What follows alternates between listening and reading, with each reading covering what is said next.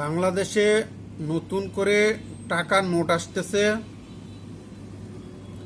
আশা করব সকল নোট থেকে যেন মসজিদ, মাদ্রাসা কিংবা গির্জা, জীবিত মৃত মানুষ কিংবা পশু পাখির ছবি জানি না দেওয়া হয়।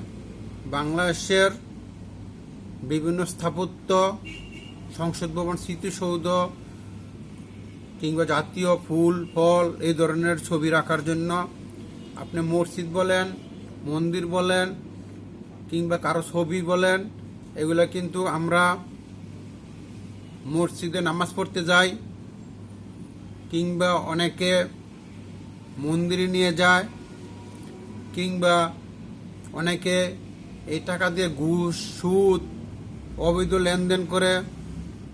খারাপ ভালো সকল ধরনের লেনদেন কিন্তু টাকা দিয়ে হয়।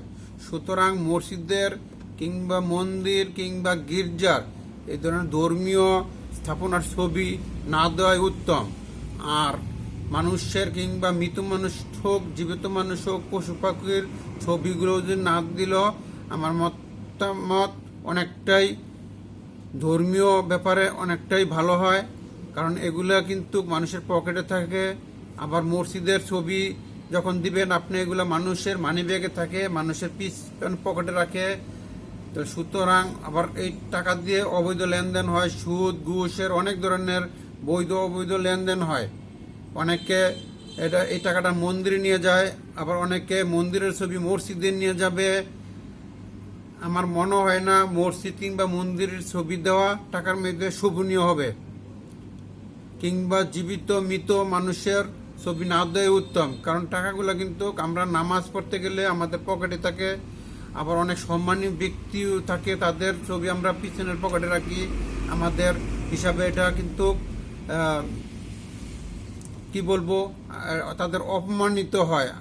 আবার টাকার ছবি নিয়ে, ছবি থাকলে ছবি নিয়ে আমরা মসজিদ দেখলো, এটা কিন্তু তাদের এবং ধর্মীয় ব্যাপারে কিন্তু অনেকটাই বাধা নিষেধ আছে।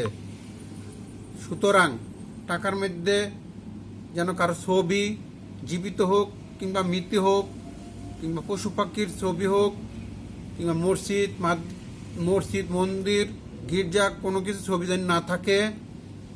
আপনি দিতে পারেন দেশের সংসদ ভবন আছে, স্মৃতিসৌধ আছে, জাতীয় ফুল ফল এই ধরনের ছবি দেন।